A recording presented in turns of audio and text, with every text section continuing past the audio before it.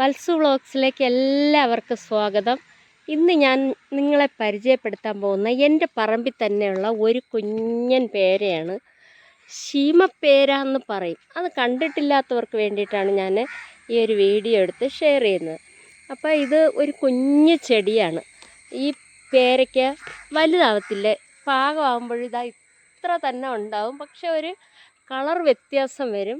കഴിക്കാൻ നമ്മുടെ സാധാരണ പേരേക്കാളും നല്ല ടേസ്റ്റിയാണ്.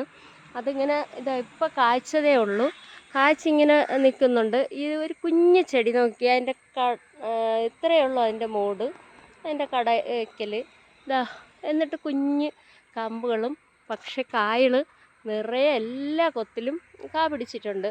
അപ്പോൾ ഇത് നല്ല ടേസ്റ്റിയാണ്. അധികം ആർക്കും അറിയത്തില്ല എന്നാണ് എൻ്റെ വിശ്വാസം. അപ്പോൾ പേരയിൽ തന്നെ നമ്മൾ പല വെറൈറ്റി പേരകൾ എല്ലായിടത്തും ഉണ്ടെന്നുള്ളതാണ്. അപ്പോൾ ഇത് പാകമെത്തി. ഇതിൻ്റെ വിളവെടുക്കുമ്പോൾ ഞാൻ നിങ്ങൾക്ക് കാണിച്ചു തരാം.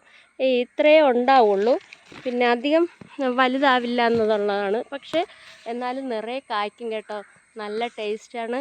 ഞാൻ കുഞ്ഞായിരുന്നപ്പോൾ തൊട്ടേ എൻ്റെ ഈ പറമ്പിൽ ഇതുണ്ടായിരുന്നു. ഇടയ്ക്കിത് നാശം വന്നുപോയി, പക്ഷെ വീണ്ടും അതെങ്ങനെയോ മുളച്ച് വന്നു.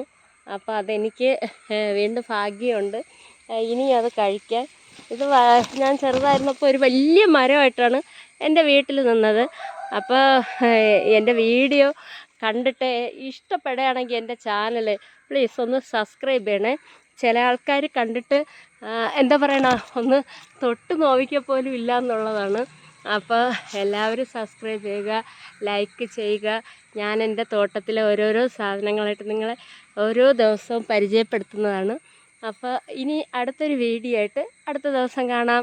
Okay guys.